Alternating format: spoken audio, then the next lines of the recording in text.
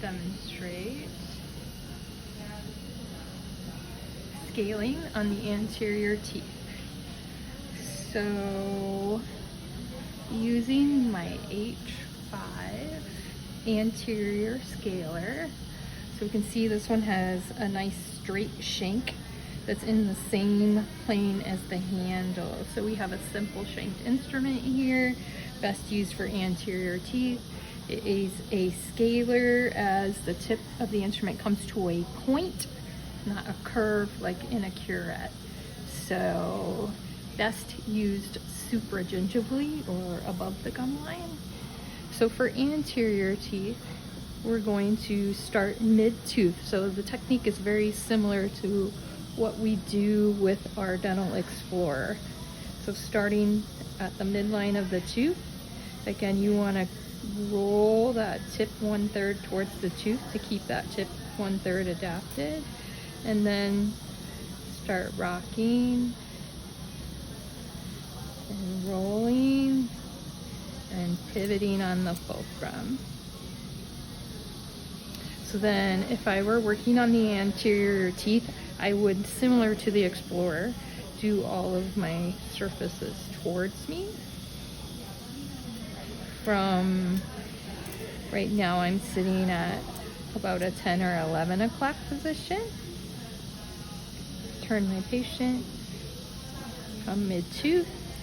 Again, turn the tip towards the tooth to get that tip nicely adapted. Start my rocking, rolling, all the way into the call. Okay, so now I would do, if I had already come all the way across, but I just did these 3 teeth. So I'm gonna go back and do my surfaces away.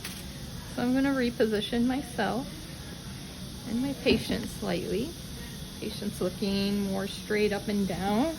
I'm coming more from, a 12 o'clock position. So now, instead of going mesial, I'm going to turn my tip in the direction which I will be going, moving, which will be towards the distal aspects of tooth numbers 9, 10, and 11. Starting mid-tooth, place the tip, turn it towards the tooth, start my rocking, rolling, pivoting. Back to mid-tooth, get those good crossover strokes. Rocking, rolling, pivoting. And again, you want to stay on the very tip of the scaler, which is just the first couple millimeters of that cutting edge. Rocking, rolling, pivoting into the call. So that's how you would scale the anterior teeth. For the posterior teeth, we're gonna grab our posterior scaler. So for that one, we're gonna use our 204S. And let me get a little bit of repositioning going here.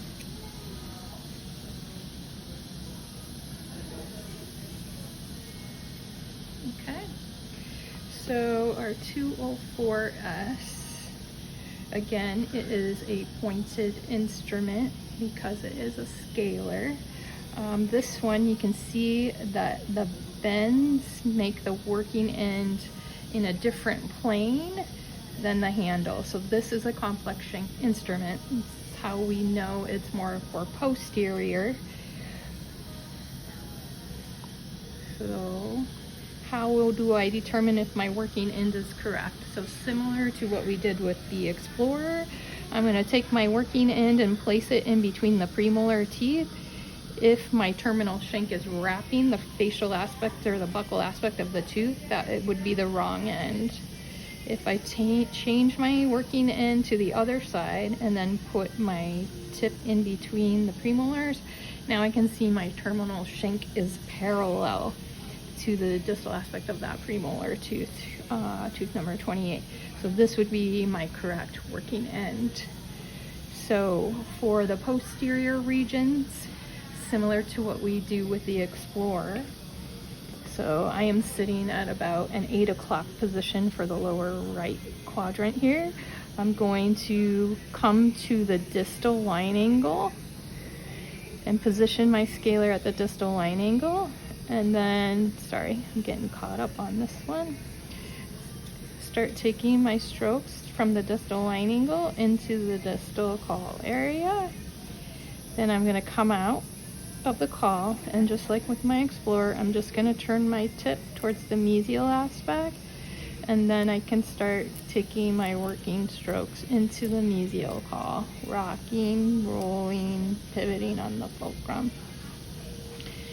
Back to the distal line angle on the next tooth. Distal line angle, rocking, rolling into the caul.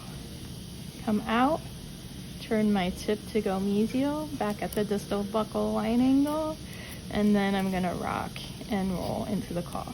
So you can see the tip of my scalar is extending slightly subgingivally. As long as the tip is properly adapted, it's okay to go slightly subgingival with the scalar, but generally speaking, we use the scalars more supragingivally. So that would be the posterior scalar. Sorry, hopefully everybody was able to see that okay. I'm not sure how much the camera turned, so we'll do one more round. Distal line angle. Oopsie, sorry, getting caught up again. Rock, roll into the distal, turn it to go mesial, rock, roll into the mesial. Okay, so the other two posterior scalars that you have in your set are going to be your Nevi and your Montana Jack. Excuse me. So your Nevi and your Montana Jack. So you can see again, it has a curvature to the shank that causes the working end to be offset from the handle. So we have a complex instrument here because of the way the bends are. So this allows us to use these more posteriorly. Can they be used anteriorly? Yes. And what's nice about these instruments is they're nice and thin on the tips. So that nice thin tip's what allows us to get nicely right under the contact. So the Montana Jack and your posterior Nevi are pretty well designed, almost identically. When I look at them, yeah, they're almost pretty much the same instrument. To me, the Nevi looks a little bit more thin at the tip. And then obviously you have a Hugh Freedy instrument in your Nevi compared to the PDT. So you can kind of feel a little bit of the difference in the weight between the two handles, something to consider. So it'll be nice just to try something a little different. Again, this is gonna be used, I'll show you with the Montana Jack. In the posterior regions mainly is where you would use these instruments.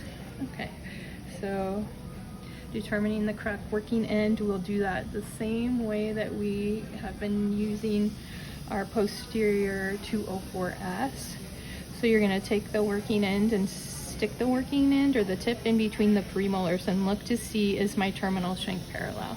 So here my terminal shank is parallel, and you can also see this little V right here, this little bend creates, if we look at it, a letter V, and that is pointing distally. So we always say V to the D, or that last bend above the terminal shank, should be pointing towards the distal, and that helps us determine that we have the correct end. So if I flip that, now we can see if I put my working end, it's wrapping, but also you can see the V here is pointing mesially, so that helps us determine that that's not the correct end. We're going to use it in the same manner we used our 204S. Come to the distal line angle and then start taking my working strokes using my rocking and rolling hand arm wrist motion and rolling into the distal caul. Come back to the line angle and same thing, rock, roll into the mesial.